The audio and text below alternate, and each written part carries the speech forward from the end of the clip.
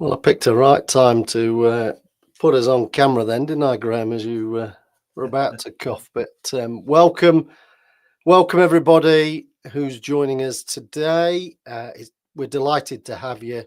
We're going to kick off in about 30 seconds or so, give people time to join the webinar. Graham and I are really looking forward to talking you through this concept of a team OS that kind of underpins success, helps you to perform perhaps more consistently. So we're going to share some ideas, some thoughts around that as we navigate through the next 45 minutes or so. So welcome, Graham. Thank you. Welcome, Ricky. I think I've stopped coughing for now. So brilliant. Thank you. If you've got a couple of seconds or so, drop in the comments who you are, where you're joining from. That would be helpful. Always nice to know how far we reach across this, what feels like a much smaller world than it used to be.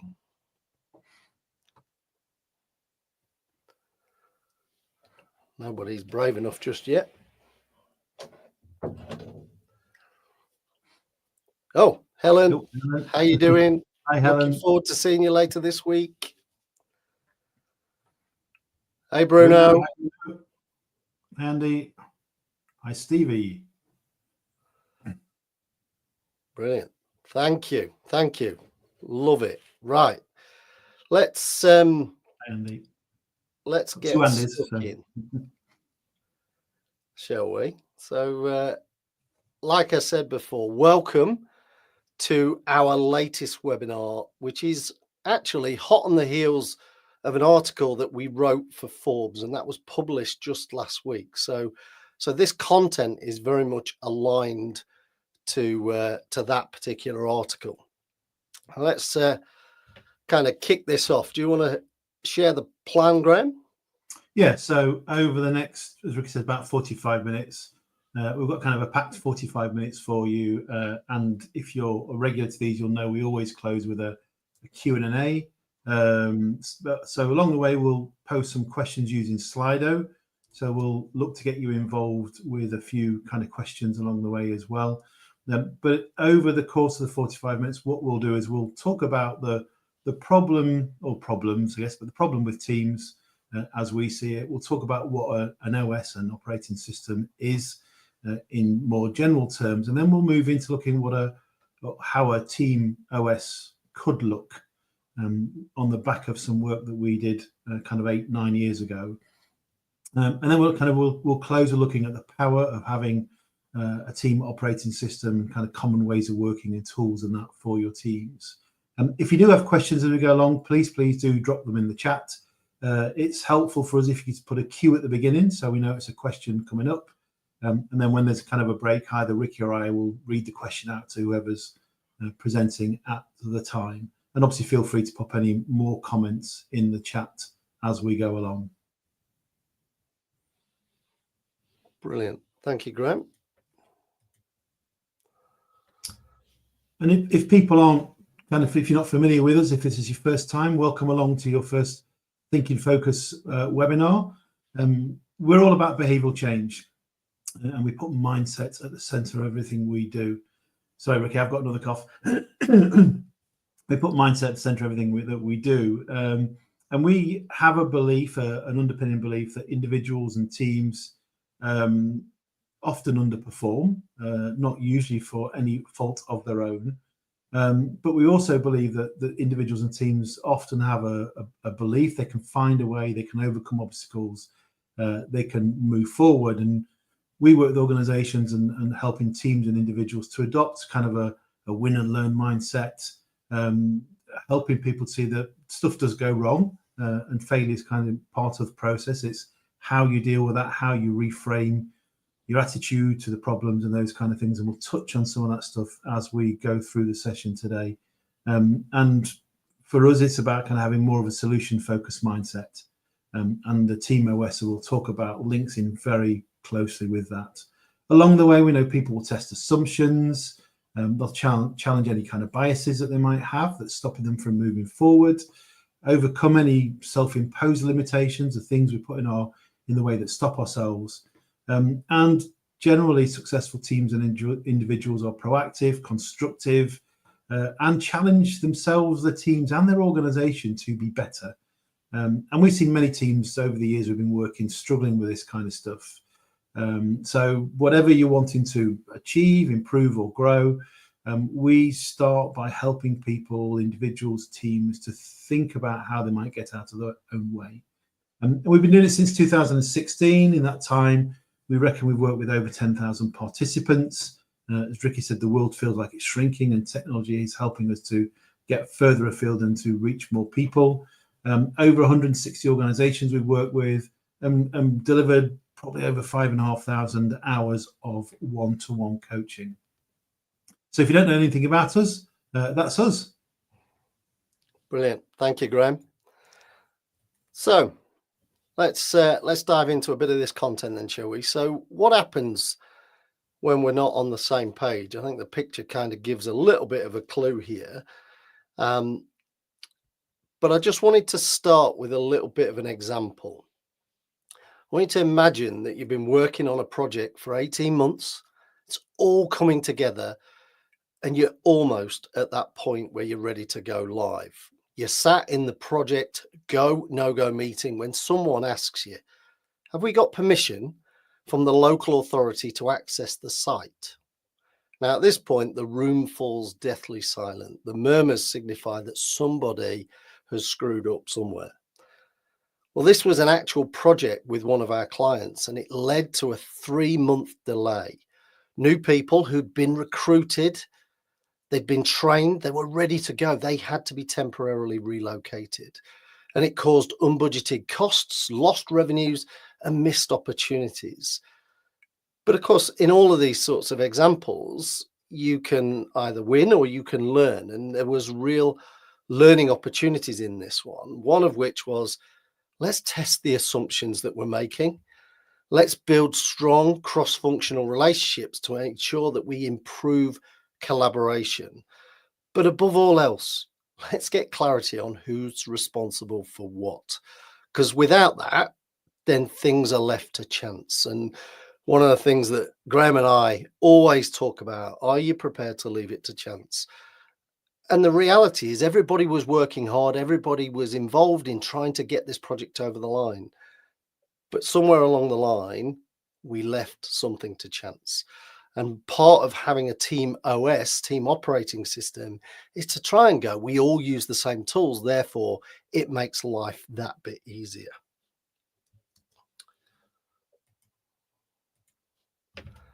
So we want to involve you now. We want to get you stuck into this in terms of your thoughts. So we've got a question for you, and you can answer this using Slido. So reach for your mobile device. You can use the QR code or the web address slido.com, #TFWebinars. And basically what we're interested in is, what are your thoughts around how often have projects failed or been delayed because of assumption that someone else has got this? Oh, somebody's keen.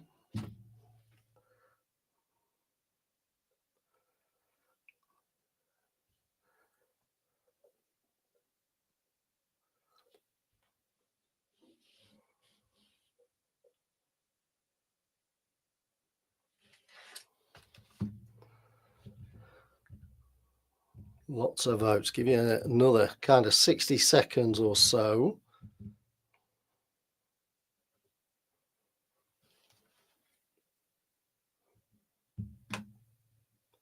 I'm really interested in this one. Yeah. Having been in corporate world and suffered at the hands of this many times, and perhaps even been responsible occasionally as well, I have to add. Yeah. I'm certainly not perfect. I think that's Okay. part of this, Ricky, though, isn't it? Is that we've probably all seen this, been part of it, and I wonder how many times we kind of go looking back. Well, maybe it was me as well. Yeah, well, Maybe inevitably, right? Yeah. Okay. So, a resounding "it happens" when you Yeah. look at this. So, 8% of the time, it's happening all the time. A third of the time, it's sometimes, and 58% sometimes. In other words, we never get this right. So we're always subject to this kind of cognitive failing where we just assume everybody's got their bits, and they're going to make things happen for us at the right time. And as we can see in real examples, that's not always the case. But are we prepared to win and learn from this, or are we going to keep repeating the mistakes of the past? So if it's happening often, we're not stopping, pausing and reflecting in order to learn from that, is what it feels to me. What would you say, Graham? Yeah, I think definitely agree with everything you said there, Ricky. And I think what's interesting in this snapshot from the poll is that no one who's kind of has given us their thoughts has worked somewhere or been somewhere where kind of it's never happened. We've all seen it. We've all seen it in some shape or form. I know you and I are really keen on kind of, I guess, almost that racy type approach, but something that says, have we got absolute clarity on who's doing what and when they're doing it? And I guess what this is telling us is probably the stuff that we see when we're invited into clients is probably, common in most, if not all, organizations. And the reality is it's happening all the time, and it's not somebody doing this deliberately. We're just working at such a pace. It's hard to keep track of these things. So I think sometimes having that discipline around the checks and balances associated with the project is really key. Okay.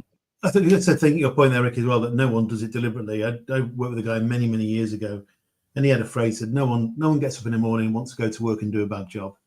It's just stuff happens. We make mistakes, we forget to do stuff, we don't do what we kind of supposed to be doing, or we haven't done something because we think somebody else is doing it. So yeah, very, very common. Okay, thanks, Graham. Let's have a look at the next one, shall we? So we've got another question that we'd like to answer for us. How often do we jump straight into action on projects and goals only to circle back because something wasn't considered or not properly thought through in the first place? So again, you've got 4 options. Is it never? Is it always? Is it sometimes? Or is it often? If you want to pop your responses again on Slido, it should automatically reconnect you.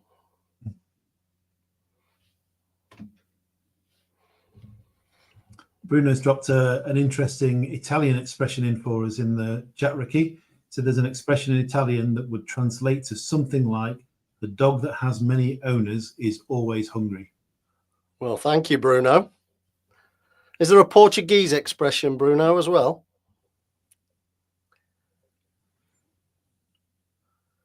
Because that expression wouldn't work with a cat, would it, though? Because cats just go everywhere and get fed by everybody. Yeah, cats do that naturally, don't they?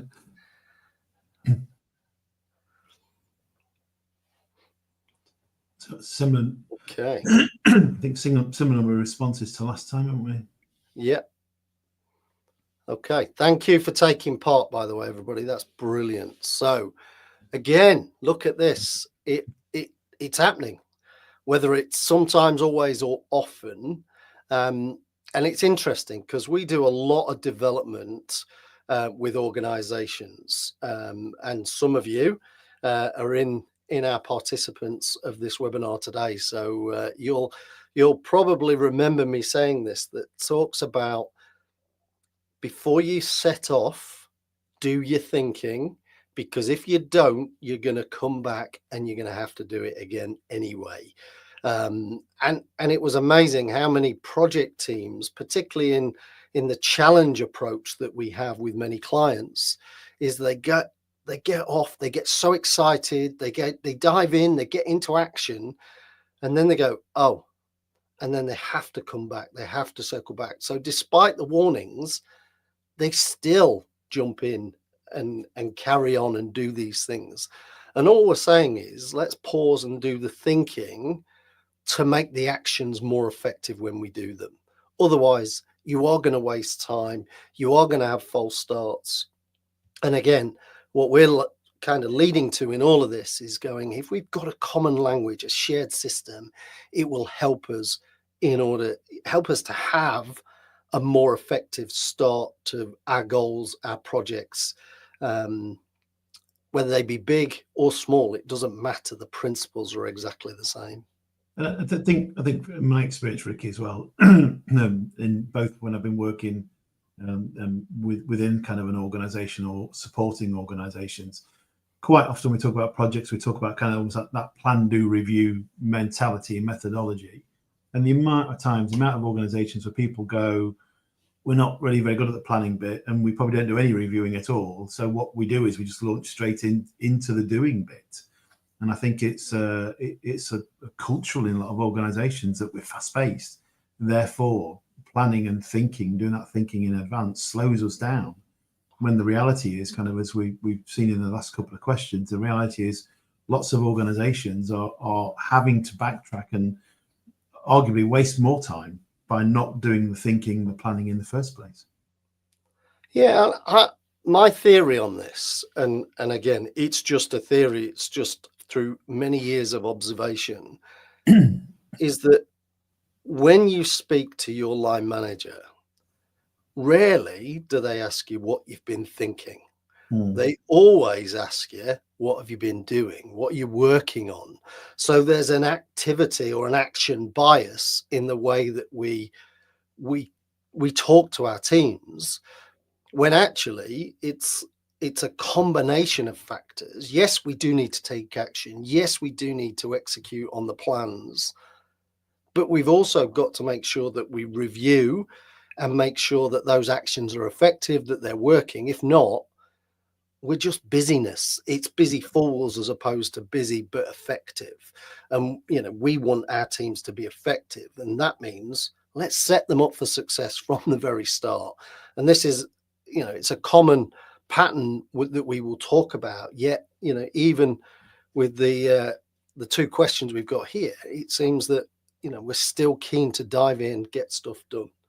I think the real simple test you can do with this, Ricky, is we've been running those productivity workshops for somebody recently, and we talked about kind of some aspects of planning and what goes in your calendars. And I think pull your calendar up and have a look at everything that's in there that's marked out as you're doing something. It's probably all doing stuff. It's meetings, it's presentations, it's that kind of stuff. Very few people have got the discipline or in the habit of blocking out planning time. And if they do, what they tell you is it's quite often the thing that gets moved, because someone goes, well, you can do that another time, can't you? You're just planning for something. And therefore that planning time gets squeezed and squeezed and squeezed. So yeah, just have a quick look at your calendar. The activities in there. Is it just doing stuff, or have you got planning and thinking time built in as well? Great point.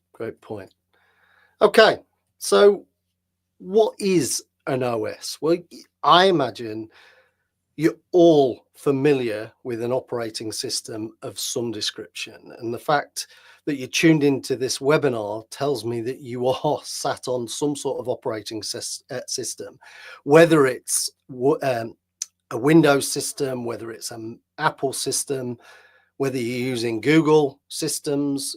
You're probably among the 3.9 billion Android users, and if you're not, you're probably one of the 1.56 billion Apple users, which tend to dominate the mobile market.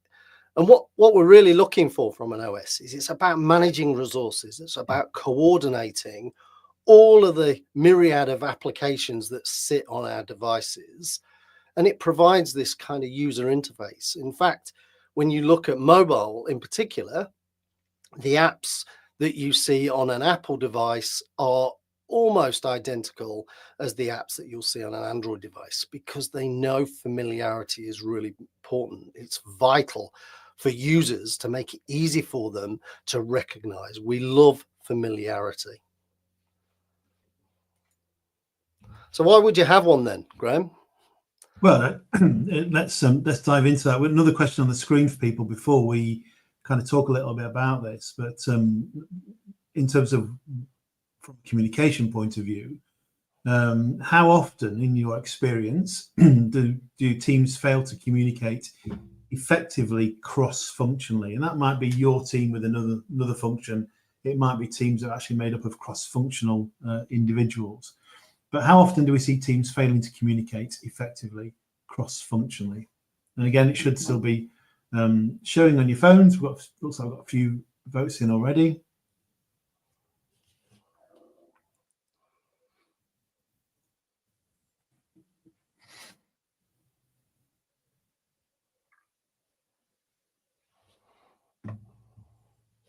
Just while waiting, Bruno's dropped another comment in the chat on the back of the people doing stuff rather than planning and being asked the question. And the comment there was Elon Musk's recent email to the US public administration employees of what they did last week. Yeah. Again, the did, not the planned or not the thought about.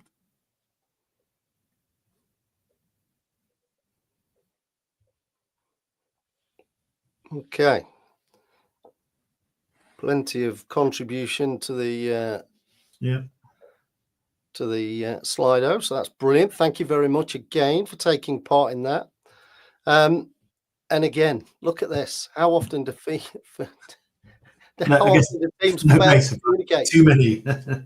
Too many, all the time, sometimes, but never do we get this right. And it's really interesting. Yet, the number one issue when we work with our clients is communication, and yet it's arguably the easiest thing to get right. You might not get all the details right, but engaging with our people, engaging with our teams is crucial if you want to get the best out of them, because they're going to have questions, they're going to have thoughts. Some of those are going to be helpful, how can we get this done type thoughts, and some of the how do they expect us to do this in this time frame type thoughts. So you've got this myriad of thoughts that are going to help you or hold you back, and that's self-talk. We need to get that out. We need to surface it, because often there's a question hidden behind that everybody could benefit from, that would improve the way in which we communicate straight away.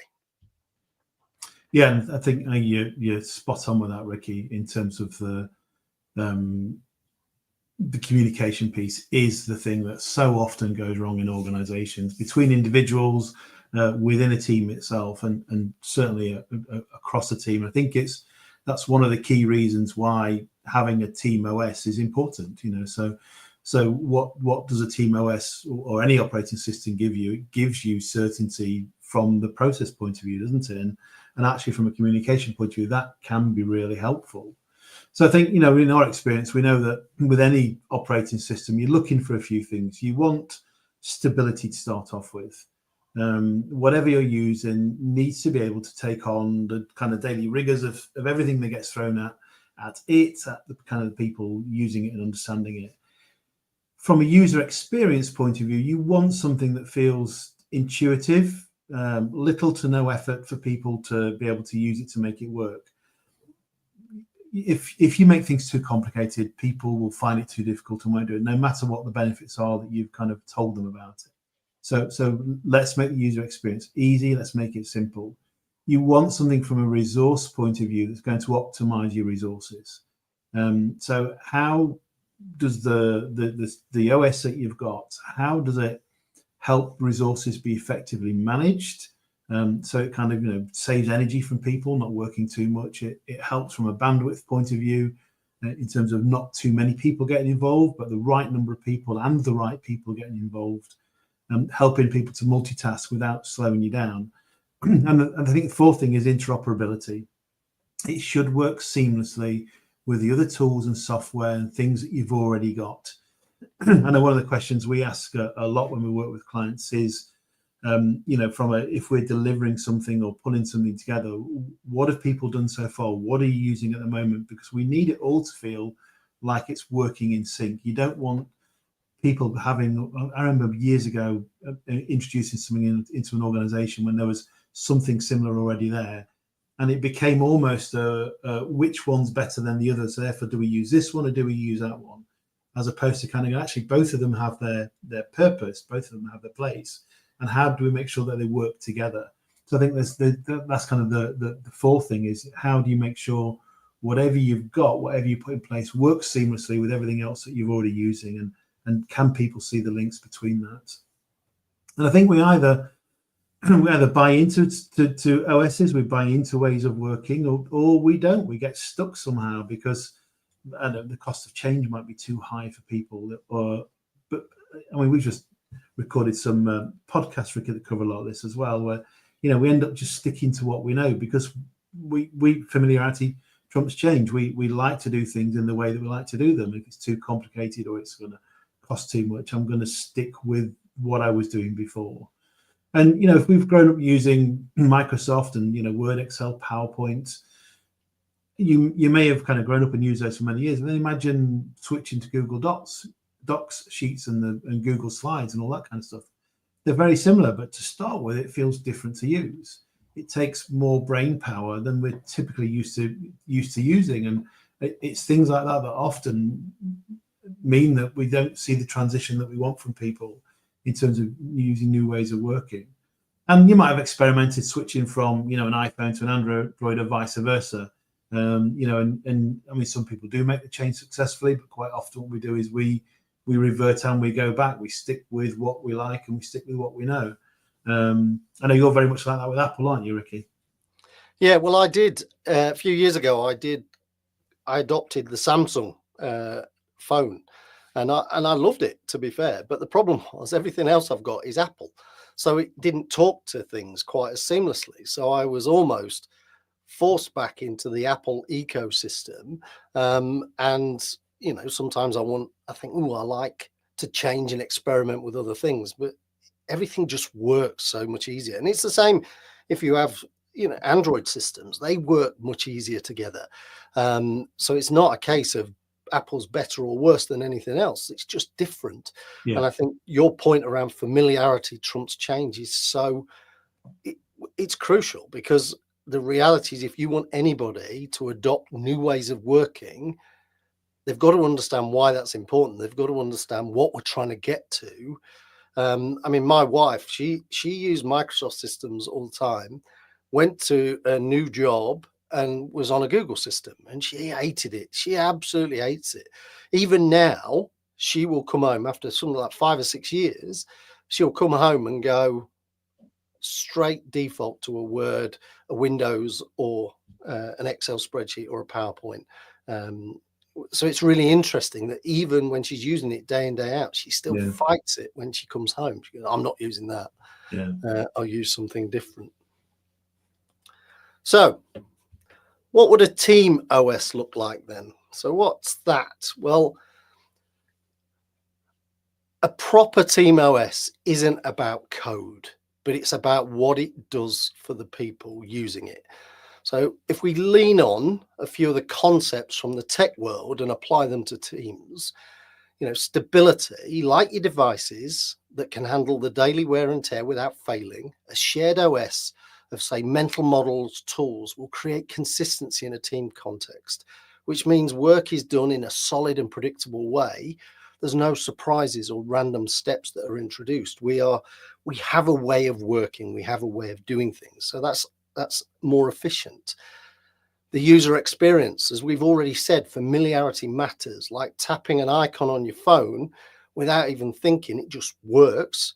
A team OS lets you instantly apply proven approaches and tools. There's no time wasted learning or reinventing or dealing with the confusion about, well, how does this all work? How does this hang together? It just does. And from a resource standpoint, Well, as Graham's already said, a good OS will seamlessly manage your system resources. And for teams, this means reducing overlap, prioritizing critical tasks and freeing people up to focus on high impact work. There's no more second guessing of who does what. In other words, do we have the right people working on the right things at the right time? And then from an interoperability, I was struggling to say that then, but Tech OS is about enabling hardware like, say, a printer to just work right away. I mean, think about, when was the last time you had to install a device driver? Now, I think they've perfected the art, you plug and play, which is brilliant. But the same can be said for teams, that we want to seamlessly integrate universal mental models with its own tools. So it's going, we've got this tool set, but we can easily bring in other tools into the ecosystem. And therefore, adopting a team OS, particularly for new people, perhaps even new processes or projects, it just works without the need to invest in costly retraining for these things to take place. There's no need to reinvent the wheel because they just work. It's the way we do things around here. Doesn't mean we all think the same things, doesn't mean we all do it in the same way, but we all arrive at the answer through a shared system, shared language. So what does that look like in practical terms then, Graham? Well, one of the things we set out to do when we first started the business was to create something that could give us an operating system. I don't think it was a language we used at the time, Ricky, was it necessarily? But no, it wasn't. It was a process that we could use. We could use with individuals, with teams, with organizations, that follows everything we've just talked about. And what we created was the model you see on the screen, was a success process that sitting behind is probably over 20 tools, techniques, mental models, kind of in each of the areas that you see. And that interoperability, you're right, it's a tricky word, that thing, also means that you can kind of connect your own tools and things that you have in place to the various elements of the model. So if we just take you for a bit of a romp through, and we're going to talk to you at the end about how you can get access to more of this information. So if we start at the top on focus, what this is about, and if you were with us on the last webinar when we talked about the Holy Trinity of clarity, being really clear on what it is you want to do, you need to achieve, the side of things around kind of the motivation, the why sitting behind things, the reason you're doing what you're doing, and the belief that you can deliver. So for us, when we're starting out using a team OS, does a team have that level of focus, the what, the why, the can I? And then what we do is we move around. So we move on from that and go, okay, so let's get a bit creative then. So we know where we want to go. Let's do some creative thinking around the stuff that we might want to do before we jump into the doing bit. So let's do some thinking. It doesn't need to take loads of time. I think there's a belief that creativity is a long-winded process, but it doesn't need to be. You can do things really quickly. And we've developed some ways of doing that. That means individuals can turn out 20 ideas within the space of 3 or 4 minutes. So let's have a look at the creativity to explore what you might want to do and the things that might get in the way. We also then want to think about who else might help you. So we look at individuals. Let's get creative about who might help and why they might help and how we might get them to buy in. So we've been creative around options and others. And then we go, so you've got a great list of ideas. Let's apply some critical thinking to this then. So as we move into organize, what our critical thinking does for us is it helps to remove any kind of personal bias and preference. So rather than me just going, I want to do it because I like it, it's a good idea, I've used it before, we have some thoughts and some approaches that go, can you be a bit more rigorous around that part of your decision-making process? How do we make sure we're not going down a path that feels easy to us because we've done it before? So let's look at what are the right things that will get us to where we need to be. Not always the easiest things, but what are the right things we need to do to achieve our end goal?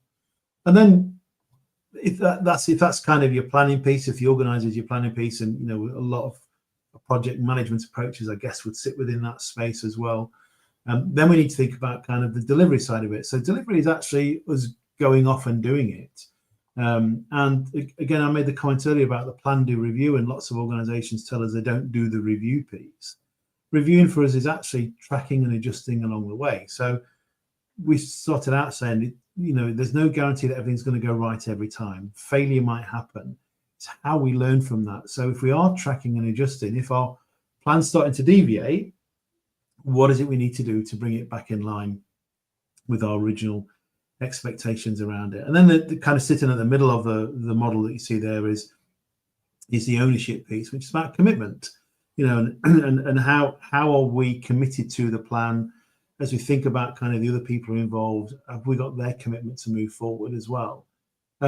So it's a really nice little kind of fairly simple model once we understand it, that goes, let's have some clarity, let's get creative, let's do some critical thinking, let's go off and do some stuff. And if it's not going according to plan, how do we kind of tweak things along the way? Anything you'd add to that little romp through, Ricky? No, I think you've covered it really nicely. I think the importance around track and adjust is very much around, let's celebrate some of the wins as well. So yes, when things are not perhaps going as well, we'll circle back and work out where we've perhaps missed a step or whatever. But actually, when things are working, when you're on plan, you're hitting your milestones, celebrate those wins, because they're vital for keeping your team focused, motivated, and engaged along the journey. So that's the only thing I would add. Yeah. But in essence, what this model provides you is, it's a thinking and planning tool at the very start. It's a review tool, and it's also a diagnostic tool. So you can go back and go, where did I fail? So I use this when I evaluate. I go back to when I was 17 learning to drive, and actually worked out that my failure was down to the fact that my dad offered to take me out and do some practice. And I thought that'd be really weird, going out with my dad, because all my friends would see me and then they would make fun of me. And so therefore my own thinking got in the way, and actually I failed my first time and went, you know what, cap in hand, back to me dad. Dad, will you take me out? Will you teach me? Give me some practice, give me some pointers. And thankfully I passed the next time. But it's really interesting how you can apply this literally to anything meaningful you're trying to achieve, you're trying to do, whether it's buying a house, whether it's helping your teenagers to pass their exams, whether it's workplace goals, or whether it's like I did, I used it for my golf handicap. Absolutely went, right, what do I want to be? How do I get there? And actually stumbled on some new ideas in the process of doing that. So it's a much more rounded, a much more powerful process and model than you ever get from basically the page, as it were. So we lift it off the page, we bring it to life when we work with organizations. And that leads me nicely into sharing an example of where we have. Before I think what you've also drawn out just in that very brief example of your driving test is it only takes one thing to be missing, doesn't it?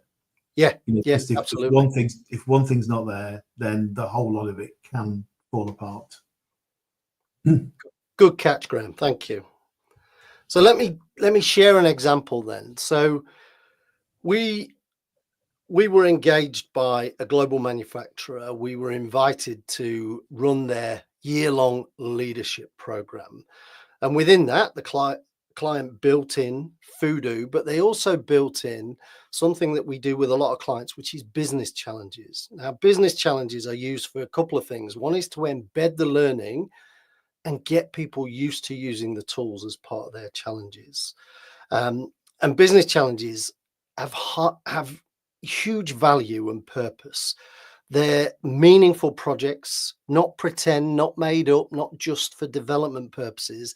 These are real business projects. So we kind of parachute these developing leaders in to accelerate key projects, to revive stalled projects, and even create go-to-market plans for new products.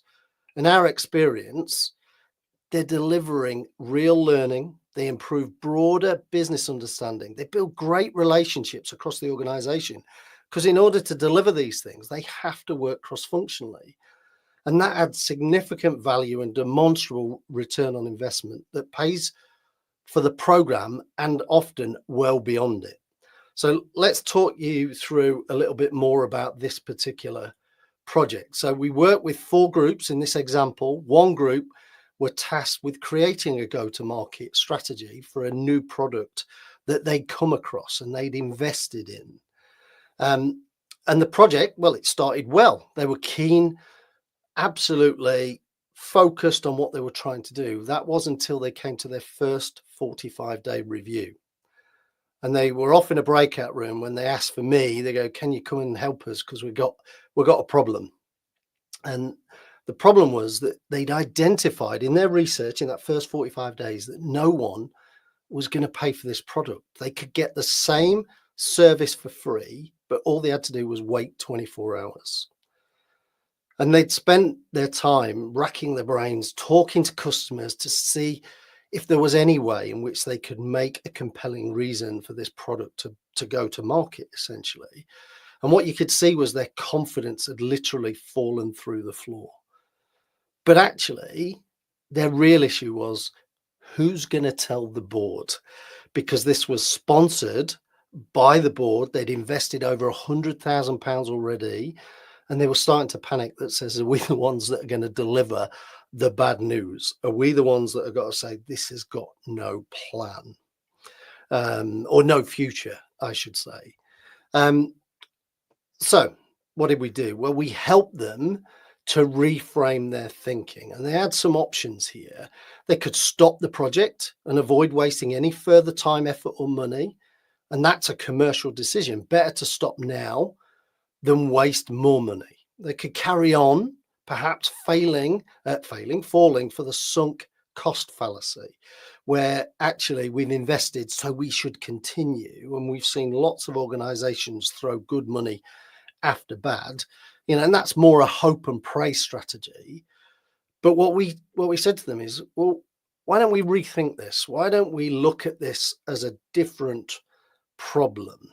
How do we reframe this and think differently about that? And that's what we did. We got them to rethink it, and they were able to reframe it. They turned the problem into what we would call a solution-focused, outcome-based question. And then they used the 20 idea method, a bit like Graham alluded to earlier. And between them, they generated over 100 ideas in what was less than 10 minutes. And then, of course, they need to go, do these work? Do these have some legs? So they had to sift through them, and using some of the critical thinking tools that we've got sat behind FoooDo. Just need to take a drink before I start coughing.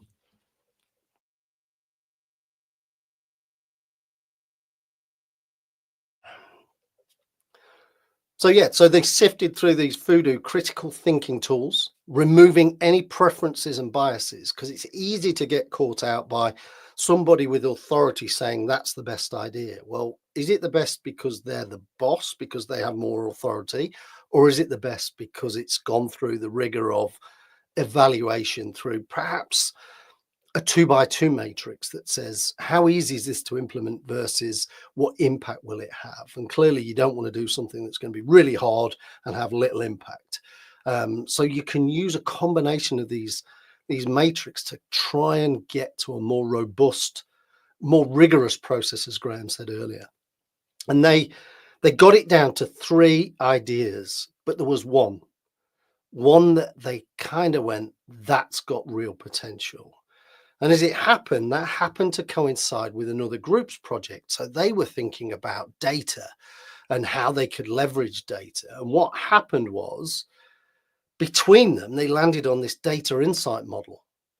The product could be bundled into a subscription, and that monthly cost would cover the cost of the technology, and it would cover access to the business intelligence that their customer, their target customer, would get real value from it. In fact, it would transform how they spent money, how they invested in certain parts of their organization it would literally be transformational for them. And the outcome was that they joined forces with this other project group, and together they come together to build a new business model that would eventually become a multi-million-pound turnover incubator business sat within the umbrella of the big organization. And for us, it was going from, well, even stopping would be a valid decision, but actually by causing them to pause, reflect, and go again, they led them down a particular route that was just phenomenal. In fact, when you sum up the learning, it is okay to stop. If something doesn't work, stop wasting time, effort, and money trying to make it work. There's sometimes you just got to let go and move on. And business leaders, they might not like losing money, but they'd rather not waste more. And new thinking, well, that means that you're looking at different possibilities. And like we've seen in this particular example, you never know where it's going to take you. And it doesn't have to take months, weeks, or even days. This can be done literally in minutes. And you can unlock new ideas if you've got the right tools to help you do that. And, remove perhaps the process elements that you see in brainstorming and things like that, which have limited impact. And you've now got a shared understanding of how self-talk can limit ourselves. It can help catch others who probably get infected by this unhelpful self-talk as we talk about. And if you can reframe the mindset from problem focused to solution focused, who knows where it's going to lead you. In this example, we ended up turning what on the face of it was going to be a six-figure loss into a multi-million-pound business. And that's probably one of my most favorite examples because A, I was involved in it, but B, to see the journey that the people went through from, oh no, who's going to tell the board, to actually look at what we've generated. And as far as I know, that business is still running today. So I think what I like, Ricky, about that is what you've done, I think, really simply with those two things is, one, you've kind of gone, I've used it to reduce my golf handicap. You've highlighted that using the Team OS, using the model that got nicknamed FoooDo by our clients, actually, didn't it? But yeah. Using the model has helped you in your personal life. You've gone, I want to get my golf handicap down. I've applied that thinking and I've achieved that. And then the other end, almost the other extreme, is working with someone one step removed. Kind of, you've helped them to understand the model, to think about the tools that sit around it. As part of that track and adjust the review period, some stuff's come to light and you've been able to help them and they've been able to help themselves. So it is, and that's why I love it. I know it's also, why would I not? But what I love about it is that versatility and how, people can apply it to pretty much anything and everything they want to. And because it's so simple in terms of the following through each of those areas and have those little check-ins as you go through, means, you mentioned you can use it with kids. It's got such versatility, which I think is great. And those two simple examples, or the simple one of your golf and the more kind of the deeper one working with a client, just show that really well. So, power of a Team OS then, Graham? Yeah, so I think there's, when we think about kind of the power of having a team operating system, probably three key benefits that come with this. It's the first thing is going to be from the time saving point of view, because people know how to do it. If they're kind of everyone understands the model, the process, whatever it is that you're using. You don't have to show people how things work. They just turn up and they can do it. So I think that's really helpful from a time saving point of view. We've kind of touched on the shared language. If we're all using the same language, we're all talking about, let's say we're starting out and we're going, hey, have we got the focus? And we're talking about the what, the why, the can I. People within the team who understand the framework, understand the model, they get, okay, we know what those three things are. So it really helps. And I think that kind of that greater clarity means that it's going to help people working on things together. The fact that we understand the creative language piece, the creative thinking piece as a team within that shared language, we we recognize we've got some critical thinking tools that we all understand is really helpful. And then from a problem solving point of view, the fact you are going creative first and then critical second means you've got some approaches that perhaps you've had some things in the past that have worked or partly worked, but you build them into more of your your routine, your rigor around approaching projects, tasks, whatever it might be. So creative thinking opens stuff up, your critical thinking closing things down, you're covering off commitment. And I think if we think about time saving, shared language and problem solving, where you've got those things in place, what that kind of effective operating system's giving you is it's giving you it's never going to be a guarantee of success, but it's giving you a greater chance of success with the things that you do. It's allowing you to have parts where people can perhaps challenge each other, as you kind of reference, Ricky. So I think that your three key benefits can save you time, people understand what's going on through your shared language, and it really helps with problem solving. Okay, over to you. What questions have you got for us? Conscious of time as well. We've overrun a little bit. Sorry, we really love this topic, so we've got carried away, I think.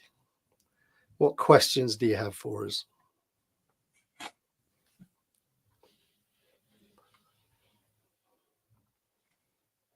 So it might be questions, it might be thoughts, it might be comments.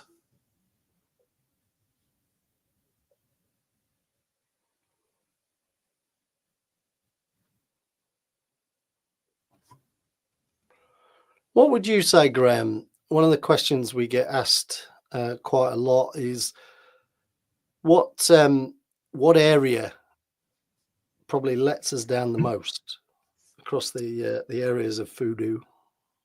Yeah, and I think it's a really good question. I think there are probably two for me that I've seen the most. The first one, and I mean, you alluded to with your driving test example, your learning to drive example, it's the others piece. We don't, and I guess we've come back to that theme as we've gone through the session. We don't think about the people that could be helpful to us. We probably involve the same group of people every time. So I think that the others piece is definitely one of the areas that I think lets us down collectively usually. And the other one is the one we alluded to in the previous webinar, is the focus one. Is we go off, we've got half an idea about what we want to do, so we go straight into the action piece. We're off running, we're doing. We haven't really thought, have we got the clarity we need? Have we understood the reason it's important, and do people believe they can do it? So I think they for me would be the two that come up a lot. If you've got anything else. But... No, I would agree totally. For me, it's always people. I mean, you see people that perhaps start off without total clarity, but fundamentally it comes down to making massive assumptions around people, around whether they'll help or whether they won't, and whether we can get them bought into that. So actually, we've got a question here, Graham. So how do you influence the teams to follow this OS model? I think the first thing for me is, I guess with anything like this, there's got to be an understanding piece first of all, and that understanding piece is understanding it, so kind of talking it through with people. I think then, how do you very quickly show people the benefits of it? I know one of the exercises we tend to do with people is, having introduced the model to them, is get them to talk about a time in the past when they've been successful at something, applying the model to it, almost the diagnostic approach that you mentioned earlier. I think that's a really quick way to go, okay, so I can see when I've been successful in the past, I've kind of done this, I've kind of used this approach. And the flip side, we then get to go, so when you've not been successful, what's been missing? And I think there's some simple things like that straight away go, okay, I understand the model. It feels like it's simple and straightforward and easy to use. And when I look back in the past, I can see when I've been successful, I've kind of done this. So if I were to apply it more often, more rigorously, then I can be even more successful. So I think that's where I would start with. What would you add to that, Ricky? I think it is. It's about how do we build a familiarity, and the reality is if you got people to think about a time they were successful and worked around that model, if you got them to then think about a time when they were unsuccessful, didn't achieve the outcome they aimed for or intended, and what that will do is highlight two things: that they're naturally doing this. What we're doing is raising this to the surface. We're bringing this to the front of mind that says, really simply, with our teams, are you clear what you're aiming for, why it's important? And do you have a level of belief that you can deliver what's being asked of you? And if they tick those boxes, great, move on. What ideas have you got? How might we do this? And what you'll probably see here is actually FoooDo emerges as a coaching framework too. So now what you can do is ask some questions around FoooDo, and that in itself will help to start to embed that. So I think there is an element of, we need to let you know what it is and how it works. And then there's, right, how do we build this and bring this to life through, teams, team leaders coaching their teams, asking questions of each other around that framework. And then when you unlock the power of the tool set that sits behind it, most of which are already out there and being used, for example, SMART goals. For example, there are, we've got some creative tools, creative thinking tools, but there are others out there they can plug in and play. The same with critical thinking, the same with planning. If you've got a project methodology, that will bolt onto this perfectly. So it's not about throwing everything else out and using this. Yeah. What we're basically saying is, here's a sequence of questions that if you ask them will increase your chances of success more often. And that for me is what a team OS is all about. It's about going, are we all clear about the what and the why? Do we all have a level of belief? Have we got any unhelpful thoughts, any limited thinking that's going to hold us back? Right, let's deal with that. And then it's into, right, how do we make this work? How do we go deliver and execute on the plan, having done some creative thinking around it? Yeah, so hopefully, yeah, that answers your question. Yeah. And just that's also, I could say, you pulled up Helen's one. I can't say I've seen that episode of Dragon's Den, but I do like that the where we don't think about stuff and just go off and do, and you end up presenting an idea. So imagine this is you presenting to your senior leaders what you think is an amazing idea because you've not thought it through, and somebody going, yeah, but you could just do that in a much more simple way. So I hadn't seen that episode, but I did like that one, Helen. In terms of if you don't think things through in some shape or form, you can end up with an idea that actually, no one's going to take forward, but could damage your reputation as well, I guess. Yeah, and I think it's having a safe environment where you can test and explore before you get so far down the line that you're in front of a load of dragons that go, well, hang on a minute, can't you just do it this way? And in some regards, you look at FoooDo and go, it's really simple. And you go, yeah, for a reason. But the simplicity in the way it's designed and presented is not where the power is. The power is, can you follow those process steps and get the outcomes that you want? And if you can't, there's probably one of those questions that's not been answered properly or thoroughly or robustly. You and I both, Graham, could spend time with anybody and work out exactly where they've failed by asking a few quick questions. Now, imagine what power that would have in coaching, developing, learning, and growing with your team if through a few simple questions in a kind of structure. And that's what FoooDo does. It brings things in an organized way to help unlock the potential that exists within your team, which for me is what a team OS is all about. Yeah, and Bruno mentioned his comment. It's simple, so it's obviously that's come through, but also he'll make sure when he gets back, it'll check what the team are doing at the moment. So check what the current operating system is that his team's got. Yeah, and my suggestion would be they've just adopted the ways of working that already exist. There's never a challenge to say, is this best? Is there a better way? Is there a different way? Is there a more powerful way? And what we're not saying is that this is the be all and end all, because there are other ways of doing things that work for you. And if they work for you, like we said at the very beginning, familiarity is going to trump change, and it's going to be harder for you to let go when you're used to something, particularly if it works for you. And we would advocate stick with it. Yeah. What we're offering here is there's an alternative, and an alternative that's packed with a load of powerful tools that you can use. Okay, thank you for your contribution there. So just in terms of the what's next, if you're kind of attending more than just today from a webinar point of view, we're going to look next month at how to navigate workplace politics, which we know again exists in pretty much every organization, large or small. And in April, we're going to look at the resilient mindset. But for May, we would like to involve you with thinking about May.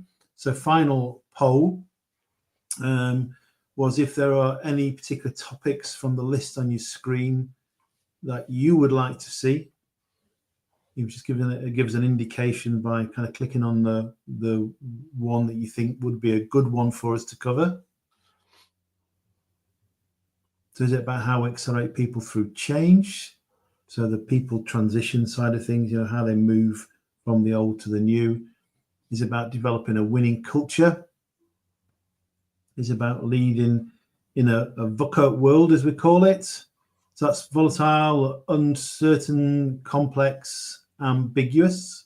Correct. They're the right four, aren't they, Ricky? So, yep. Managing your team's mindset as another one. Productivity, thinking about team effectiveness. Something we call the jelly layer. That's one of your sayings, Ricky, isn't it? Well, it's not. It's one of my clients, actually, who talks about the middle manager being the jelly layer, because they get pressed from the top, they get pressed from the bottom, and they kind of wobble in the middle, trying to satisfy both sides, the conflicted manager. And then developing high-performing teams, or the missing middle, where do new managers learn their craft? Which was something we came across, or you shared recently with me, Ricky, wasn't it, about all layers of management disappearing, and therefore how do people wanting to move into management learn ways of doing that?